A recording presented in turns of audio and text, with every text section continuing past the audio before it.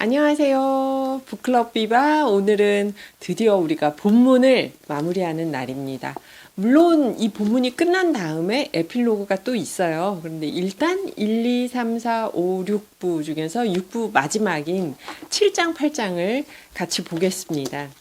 7장, 8장 내용을 얘기를 하기에 앞서서 제가 바흐진 얘기를 했었잖아요. 바흐진이라는 러시아 철학자, 비평가가 도스토옙스키의 가치, 도스토옙스키 문체의 특징, 문학성을 새롭게 발굴해서 알렸는데, 그게 어떻게 보면 이후, 바흐진이 그 얘기를 한 이후, 폴리포니 소설론, 다성성, 소설의 다성성이나, 라블레론을 통해서 얘기했던 카니발의 특징, 이런 것들이 이후 지금까지도 사람들이 현대소설, 좋은 소설이라고 할 때 어떤 하나의 따라하고 싶은 전범?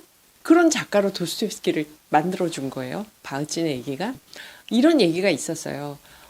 라블레론에서 한 얘기인데, 근대 이전 모대로 올라가면서 사람들의 이야기의 공간은 수직적 개념이 강했다. 천상은 천국, 지상? 그 지하에 뭔가가 있다고 상상한 거죠. 지옥이든 뭐든.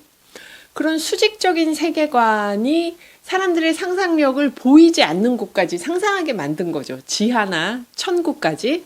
그런데 근대에 오면서 이 공간 감각이 수평적으로 바뀌면서 지상의 일만 얘기하게 된다, 소설에서. 그러니까 여러분 예를 들면 제인 오스틴 소설에서 땅 속에 있는 지옥이나 저 하늘 위에 보이지 않는 어떤 공간을 상상하는 얘기를 쓰진 않잖아요. 그쵸?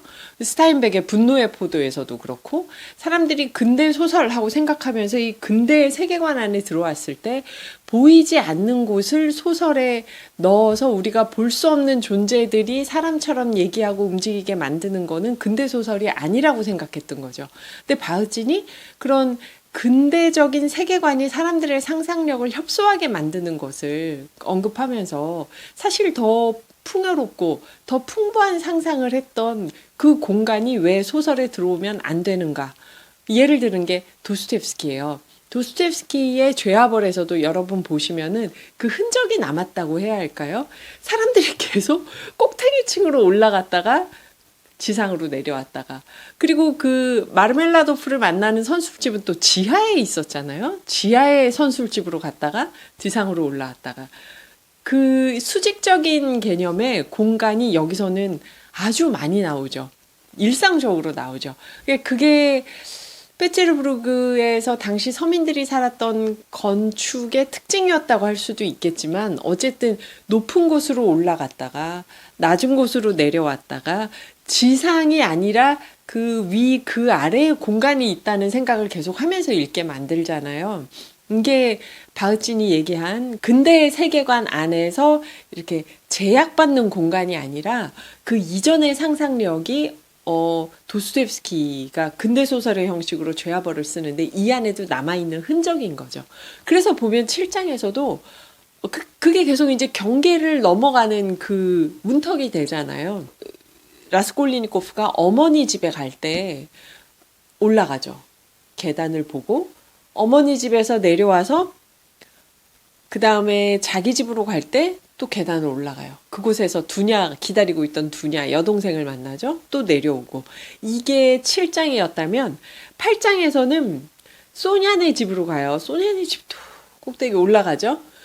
그리고 내려와서 센나야 광장에서 중세시대에 축제날에 광장에 모이거나 장이 열렸을 때 장터에 모인 사람들처럼 이렇게 왁자지껄하게 모여있는 군중을 만나고 거기서 무릎을 꿇고 땅에 키스를 해서 사람들이 막, 저 뭐야, 예루살렘으로 가기 전이요, 여러분. 막 이렇게 주위 사람들이 떠드는데 거기서 차마 소니아가 시킨 대로 내가 살인했습니다. 이 말은 못하고 이제 경찰서로 올라가잖아요. 경찰서 또 계단으로 올라가죠. 경찰서에 올라가서, 얘기를 자백을 못하고 다시 내려와서 광장에 가는데 거기서 소니아를 만나요. 소니아 계속 따라다니잖아요. 소니아의 표정을 보고 다시 올라가요, 경찰서로. 이번에는 자백을 하죠. 그러면서 소설이 끝납니다. 사실 앞장에서도 이런 수직 공간 개념은 여러 번 나왔는데 제가 매번 분석하기가 좀 그래서 넘어왔었는데요. 이 7장, 8장에서 공간의 개념, 이거 어떻게 보면 죄와벌 소설 전체에서의 공간의 개념, 이게 수직적인 공간 개념, 중세 시대나 그 이전에 사람들이 갖고 있었던 그 공간 개념이 이 죄와벌의 흔적처럼 남아있다 하고 생각하고 읽으시면 좀 더 재밌을 것 같아요. 그래서 위에 있는 공간에서는 어떤 일이 일어나다 내려오는지, 아래에 있는 공간에서는 어떤 일이 일어나다 올라오는지, 물론 지하 공간은 여러 번 나오진 않았지만요. 그런 공간의 개념이 하나 있고요.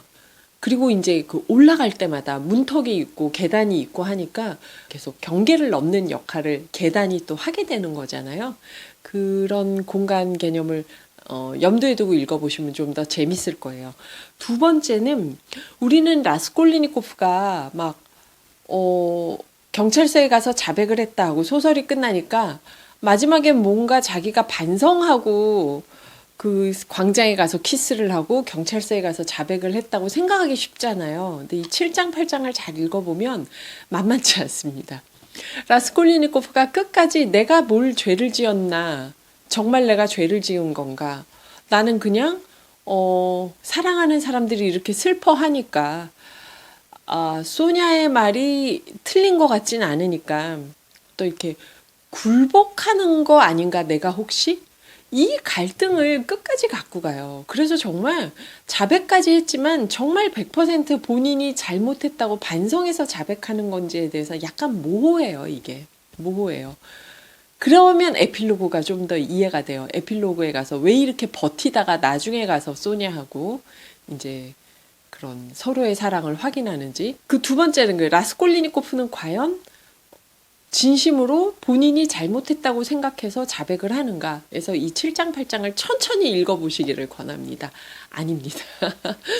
그리고 또 세 번째는 이 소설에서 소냐의 역할을 우리가 그냥 마음씨 착한, 성매매를 했던 가난 때문에 이 마음씨 착하고 신앙심 가득한 여성이 라스콜리니코프를 사랑해서 라스콜리니코프를 위해서 희생하고 헌신하는. 근데 라스콜리니코프가 그 사랑에 본인의 죄를 회개하는, 이런 줄거리로 생각하기 쉽거든요. 소설 요약해 놓은 줄거리들을 보면 그렇게 요약한 경우가 많은데 역시 이 7장, 8장을 천천히 읽어보시라고 권하고 싶어요. 아닙니다. 이 소냐도 만만치 않은 여성입니다. 이분이 뭐 막 헌신하고 사랑하고 이 남자를 위해서 난 모든 걸 던질 수 있어, 이게 아니고요. 가만히 읽어보면 이 소냐 마르멜라도바 이분은 신앙에 대한 본인의 원대한 계획이 있어요. 죄인을 회개하게끔 하겠다 하는 이 원대한 계획 안에서 어떻게 보면 이 7, 8장을 잘 읽어보면 진짜 이 소설의 전체 줄거리를 마지막까지 끌고 가는 사람은 소냐 아닌가? 소냐의 뜻대로 되는 거 아니야, 결국 이게? 하는 생각이 들어요. 그러니까 도스토옙스키가 여성 주인공들을 19세기 소설에서 흔히 그렇듯이 대상화해서 보여주는 게 아니라 정말 만만치 않은 센 여자들이에요. 이 소냐도 그렇고 두냐도 그렇고 까테리나도 그렇고 전부 다 자기 고집대로 끝까지 가야 되는 사람들이에요. 그래서 이걸 읽다 보면은 오히려 남자들이 흔들리는 갈대 같은 가치관과 영혼, 어느 쪽을 해야 돼, 흔들리는 갈대 같은 모습들이 나오고, 이 여성들은 정말 확고하게 신념에 차서 자신의 뜻대로 결국 이 남자를 끌고 가요. 소냐는 여기서 연약한 여성이 아닙니다. 7장, 8장까지 오면 거의 뭐, 죄인 라스콜리니코프의 어떤 천사장 베드로, 여자 베드로 같이 나와요. 제가 볼 때는 7장에 처음에 라스콜리니코프가 어머니를 찾아갔다고 했죠.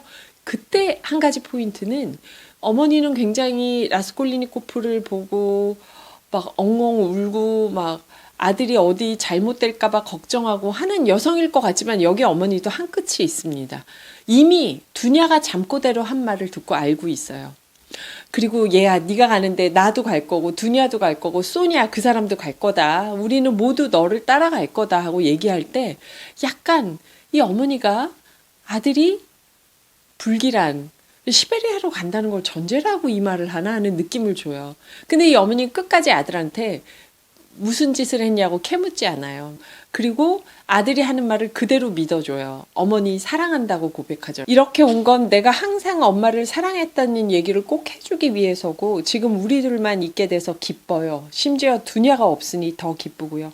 나는 언제나 엄마를 사랑할 거예요.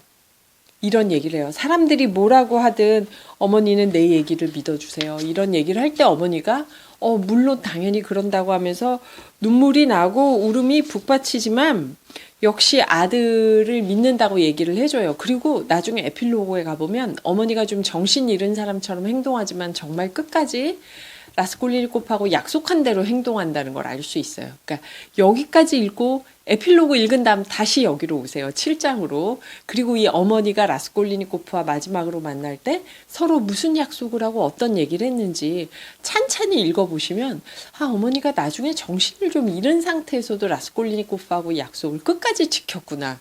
강인한 어머니죠. 여기 정말 알고 봤더니 센 캐릭터는 다 여성들이었어요. 이 죄와벌에서. 그렇지 않아요? 스비들가일로프도 결국 견디자 못해서 자살하고 라스콜리니코프도 결국 소냐가 시킨 대로 자백을 하고 이 끝까지 쥐고 가는 사람들은 두냐하고 소냐인 거예요.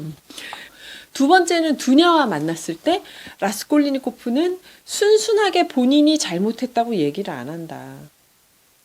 내가 나 자신을 지금까지 강한 자로 여겼다면 이제 와서 새삼스럽게 수치를 겁낼 건 없지 않는가.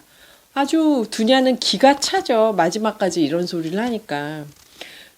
내가 무엇을 위해서 자수해야 되는지 모르겠어. 나 자수하러 간다. 하지만 내가 뭘 위해서 자수해야 하는지 모르겠어. 죄라고? 무슨 죄? 저 추잡하고 해로운 일을, 가난한 자들의 피를 쪽쪽 빨아먹는 아무에게도 필요 없는 전당포 녹파를 죽였으니 40가지 죄악은 용서받을 텐데 그게 죄라고? 나는 죄라고 생각하지도 않고 그 죄를 씻을 생각도 없어. 그저 나의 천함과 무능함 때문에 이런 결심을 한 거지. 그러니까 경찰서에 가는 것도 이렇게 설명을 하는 거예요. 두냐에게.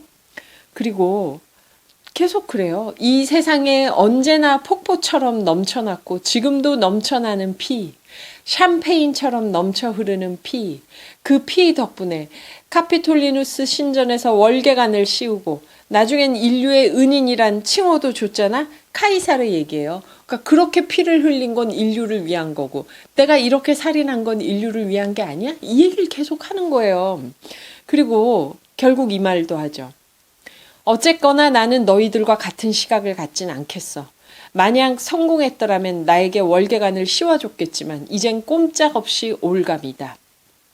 절대 아니야 오빠. 세상에 그런 말이 어딨어 하고 두냐가 막 얘기를 하니까 또 이러죠. 라스콜리니코프는.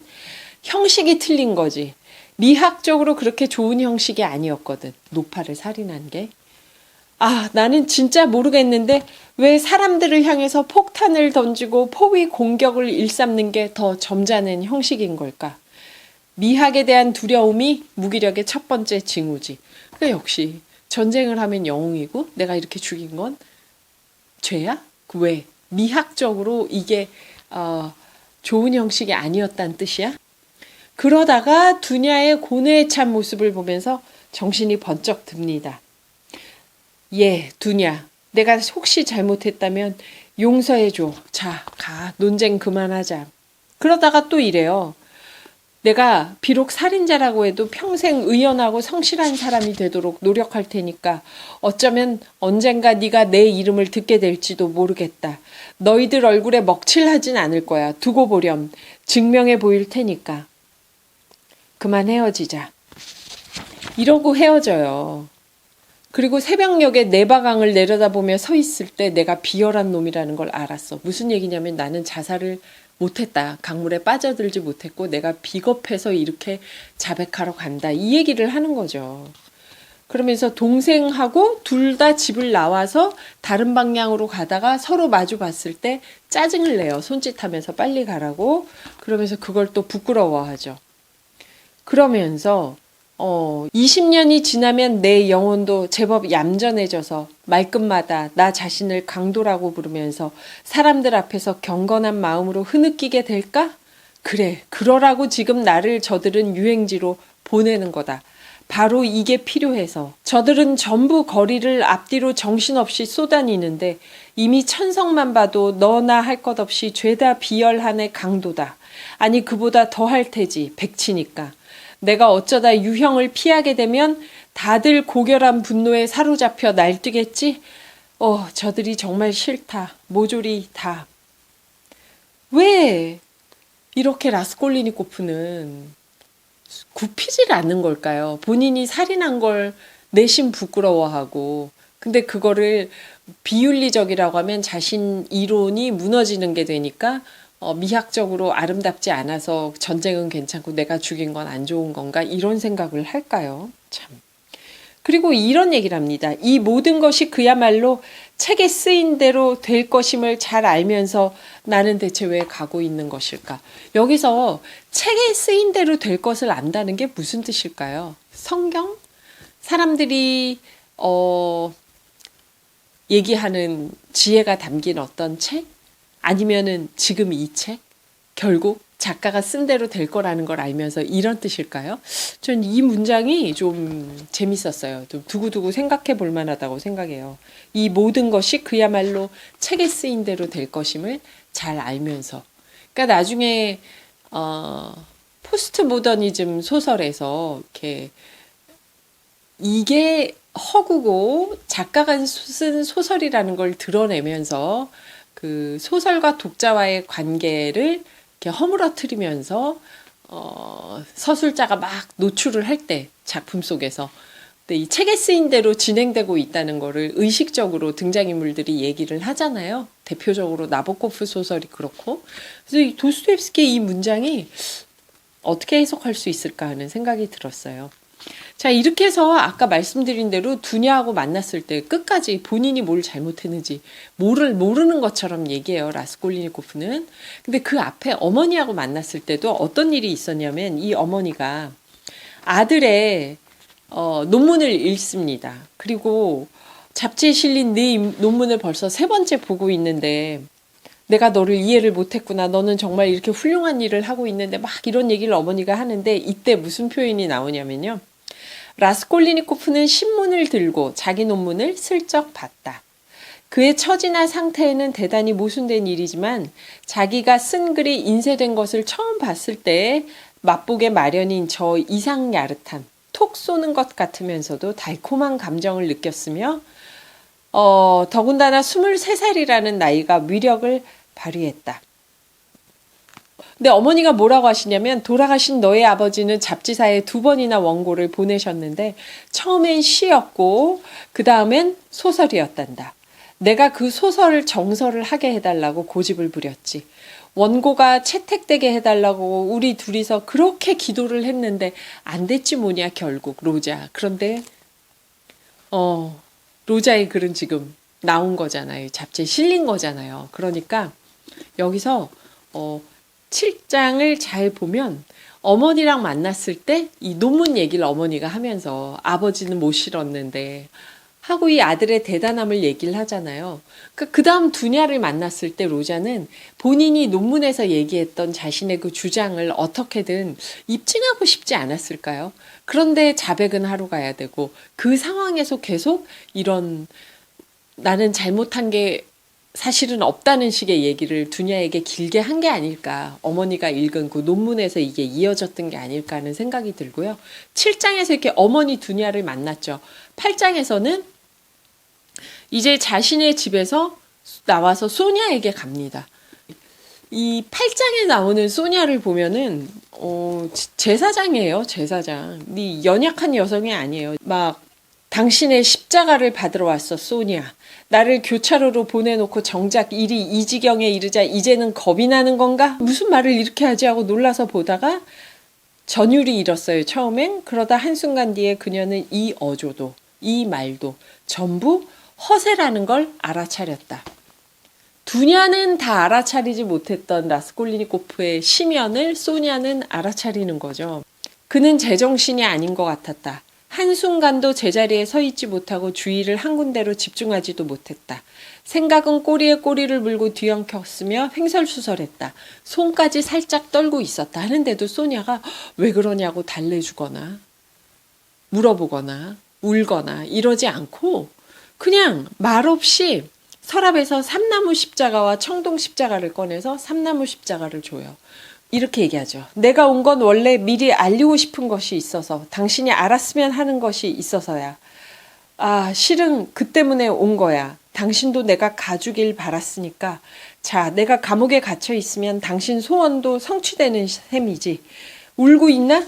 당신마저 우는 건가? 그만해. 아, 이건 정말 괴롭다. 근데 소냐가 여기서 딱 한 번 뭐라고 하냐면요. 성호를 긋고 한 번이라도 기도를 해. 반말이잖아요.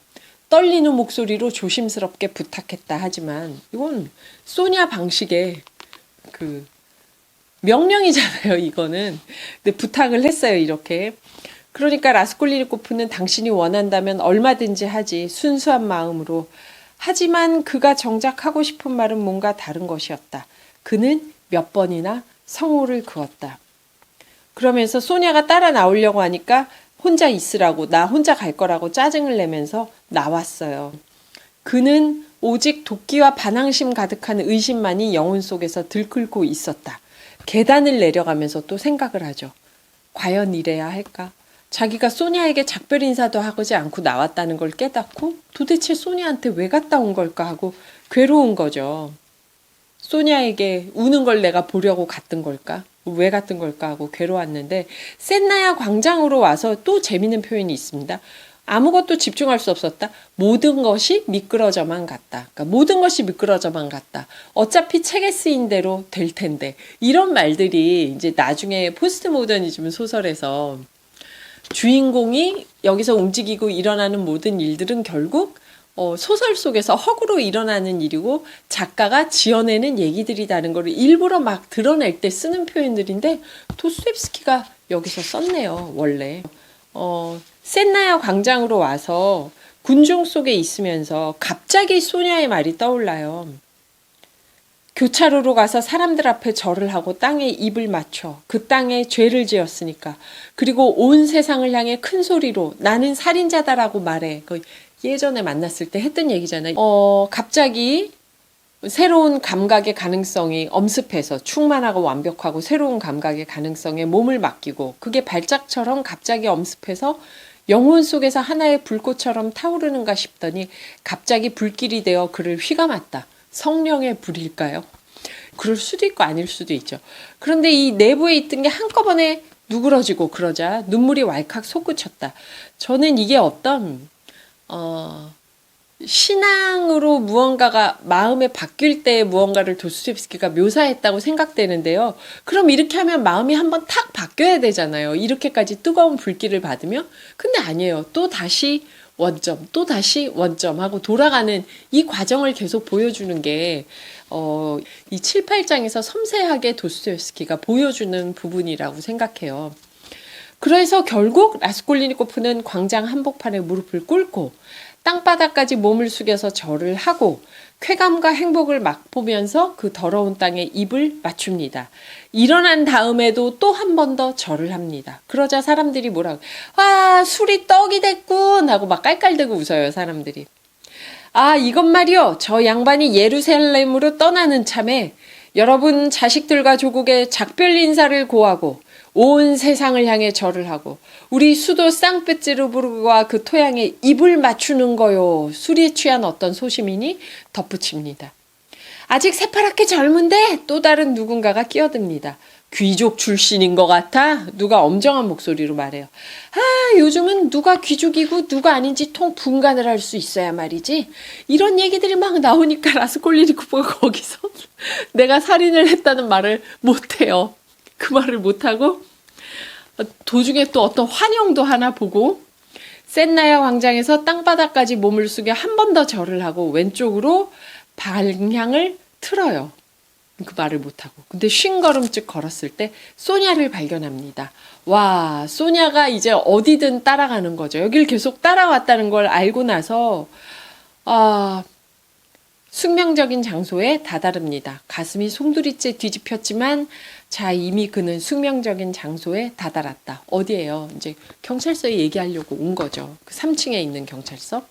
그런데 아까 제가 여기서 얼마나 이 엄숙한 장면이에요. 광장 한복판에 무릎을 꿇고 땅에 절을 하고 이제 나는 사람을 죽였다고 얘기하려고 하는데 옆에서 난리들을 치잖아요. 저기 뭐야 술 취했나 봐 막 이러면서 귀족이 아니야 막 떠들고 거기서 이제 말을 못하고 들어가잖아요. 이 장면이 우리 생각해보면 앞에서부터 늘 라스콜리니코프가 뭔가 진지하고 멋진 걸 하려고 할 때 옆에서 깔깔대며 끼어드는 군중이 있었죠, 늘. 그쵸? 까체리나하고의 그 식사 자리에서도 그랬고, 스비드리가일로프도 그랬고, 늘 이 라스콜리니코프가 진지하고 심각해지려고 할 때 옆에서 이 광대의 웃음소리처럼 그 군중의 웃음소리가 있는데 그게 이게 카니발의 한 특징인 거예요. 그 카니발 민중극에서 무언가 진지한 말을 하나님의 계시를 받은 무언가 말을 하면 옆에서 깔깔대면서 그거를 조롱하는 광대들이나 이 역이 항상 두 개가 함께 나오게 돼 있거든요. 근데 여기서도 라스콜리니코프가 이렇게 심각하고 진지하려고 할 때마다 옆에서 그 반작용처럼 군중의 웃음소리를 같이 배치해 주는 것. 이게 이제 도스토옙스키의 특징인데 감정이입을 하면서 라스콜리니코프와 함께 막 고양되고 슬퍼지려는 사람들을 팍 웃게 만드는 거죠. 거기에 탁 찬물을 한 번씩 끼얹는 거죠. 이건 정말 아주 효과적인 기법이라고 생각하고 도스토옙스키여서 이렇게 쓸 수 있었다고 생각을 해요. 경찰서에 들어와서도 그래요. 바로 자백을 하면 되는데 이 경찰이 그때 거기에 막 옆에 경찰하고 얘기하고 하다가 요즘 그래 사람들이 자살까지 많이 하고 있다고 그러다가 페테르부르스카야 구역에서 권총으로 자살한 그 양반 이름이 뭐였지? 우리 섬뜩하죠 여기서. 스비드리가일로프입니다 하고 누가 심드렁하게 얘기를 해요. 라스콜리니코프는 몸을 부르르 떨었다. 스비드리가일로프가 자살을 하다니. 뭐예요? 자기는 내바강 위에서 못 떨어졌잖아요. 근데 스비드리가일로프는 자살을 해버린 거예요. 그래서 뭔가가 자기 몸 위로 떨어져 짓누르는 것 같은 느낌이 들었다.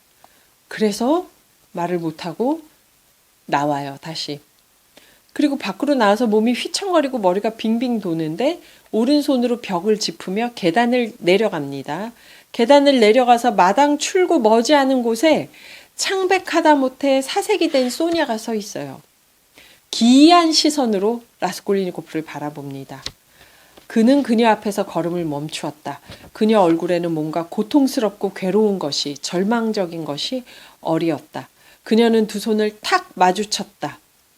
이게 뭐예요, 진짜. 소니야, 무섭지 않아요? 저는 아무 대사도 없이 이러면 어떻게 시키는 대로 안 하겠어요. 얼빠진 것 같은 흉한 미소가 라스콜리니코프 입가에 맴돌았다. 그는 잠깐 서 있다가 쓴웃음을 지으며 다시 위층의 경찰서로 방향을 틀었다. 한마디도 안 했어요. 그죠, 소니아가.